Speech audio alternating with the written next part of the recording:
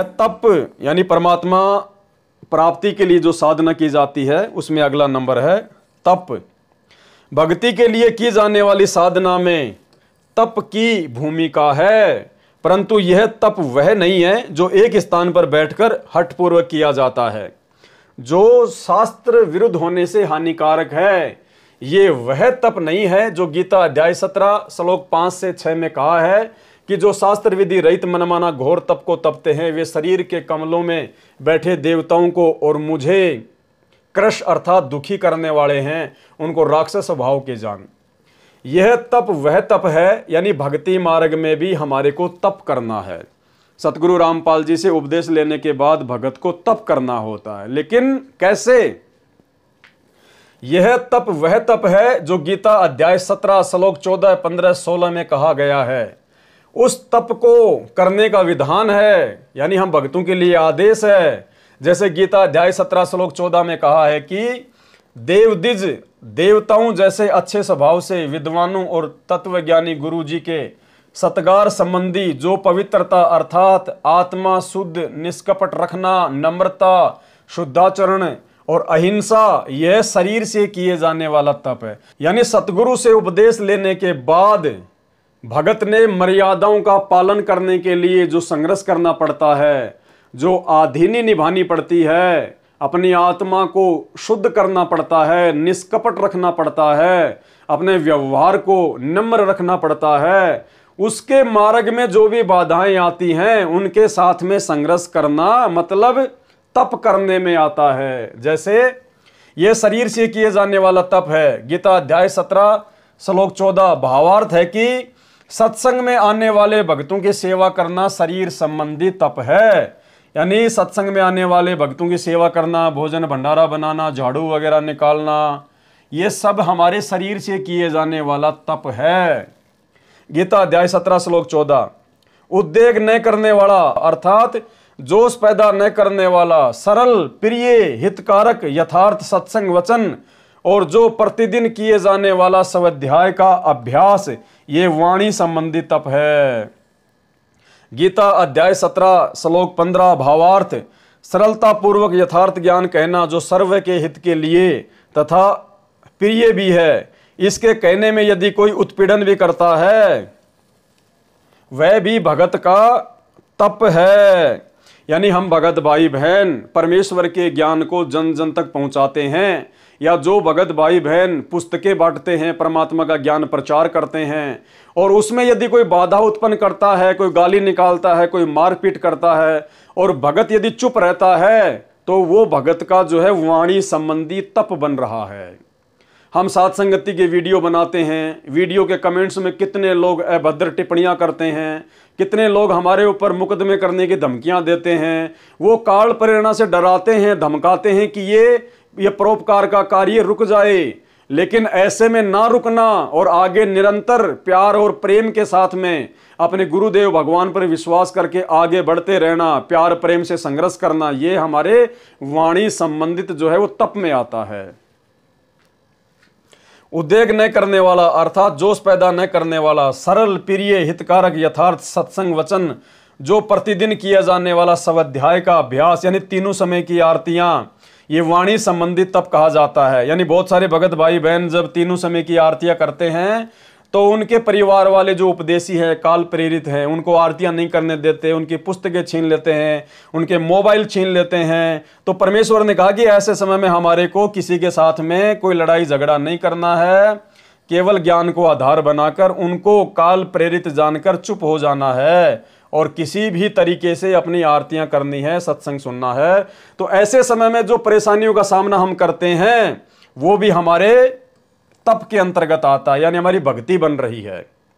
गीता अध्याय 17 श्लोक 15 भावार्थ सरलता पूर्वक यथार्थ ज्ञान कहना जो सर्व के हित के लिए है तथा प्रिय भी है। इसके कहने में यदि कोई उत्पीड़न भी करता है वह भी भगत का तप है। और जो प्रतिदिन नित्य पाठ तीनों समय सुबह, दिन तथा शाम किए जाने वाला है, यानी तीनों समय की जो आरतियां हैं उसमें बैठकर या चलते चलते करना, ये वाणी संबंधी तप कहा जाता है। गीता अध्याय 17 श्लोक 15। गीता अध्याय 17 श्लोक 16 में कहा है, मानसिक साधना करना यानी पुस्तकों को मन ही मन में पढ़ना या मंत्र जाप करना, मानसिक रूप से अपने भाव को शुद्ध करने के लिए ज्ञान का मनन चिंतन, ये मान संबंधी तप कहा जाता है। ये मन संबंधी तप है। भावार्थ भक्ति साधना में मन का बहुत योगदान है। इसमें उत्पन्न विकार भगवत चिंतन में बाधा करते हैं। यानी जब हम भक्ति करना शुरू करते हैं तो काल प्रेरणा से मन में बहुत सारे कुविचार उत्पन्न होते हैं जो भगवत चिंतन में बाधा करते हैं। ज्ञान का मनन करके मन को शुद्ध करना, यह है मन संबंधी तप है। यानी उस समय मन में उठने वाले उन कुविचारों को गुरुदेव के ज्ञान को आधार बनाकर चिंतन मनन करना कि आज अगर भक्ति नहीं की तो कल को गधे कुत्ते बनेंगे, फिर कहाँ जाएगी ये शानो शौकत, मान बड़ाई और अहंकार। तो कहते हैं ऐसे संघर्ष करना, ऐसे विचार करना, मनन करना, चिंतन करना, ये मन संबंधी तप के अंतर्गत आता है। उपरोक्त गीता अध्याय 17 श्लोक 14 से 16 का निष्कर्ष है कि सत्संग में आने वाले प्रभु के प्यारे बच्चों का सत्कार व सेवा करना शरीर का तप है। सत्य ज्ञान कहने में जो भी कठिनाई आवे, जैसे आप और हम भगत भाई बहनों को साथ संगति के वीडियो का प्रचार प्रसार करने में, या भाई बहनों को ज्ञान गंगा पुस्तक या जीने की राह पुस्तक के वितरित करने में जो भी परेशानी या कठिनाई आवे, वह वाणी द्वारा किया गया तप है। यानी कोई निकम्मा गाली निकाले, कोई बुरा भला कहे, अभद्र बातें कहे, उनको सहन करते हुए वो सेवा करना वाणी द्वारा किया गया तप है।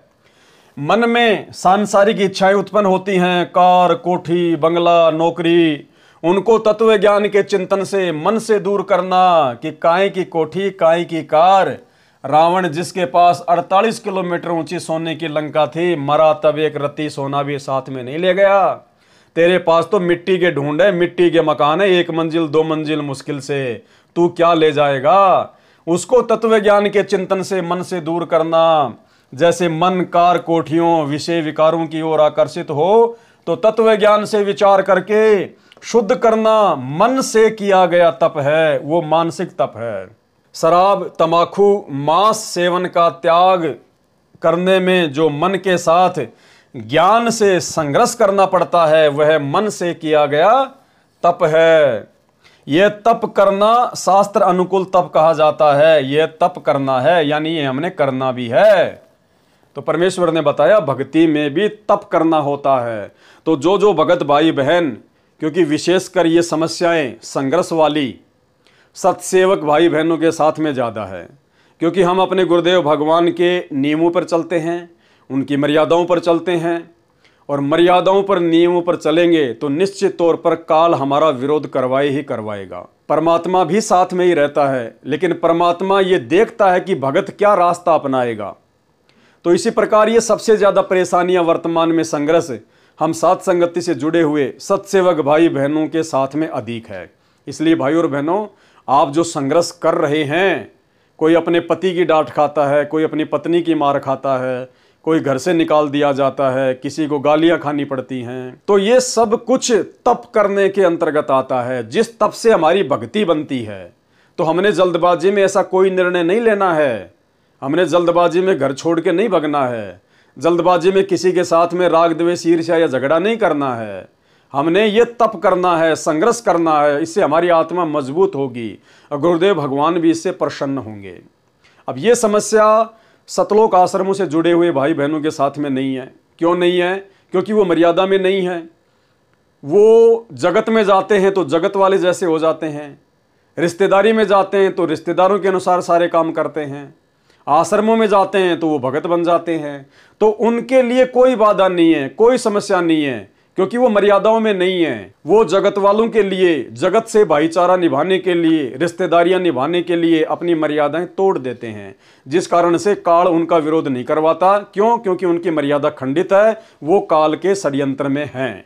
तो ये समस्या केवल उन्हीं के सामने आएगी जो पूर्णतया मर्यादा में रहकर भक्ति करता है। भाई जो गुरु बचन पे डट गे, कट गे फंद 84 के, कट गे फंद 84 के, कट गे फंद 84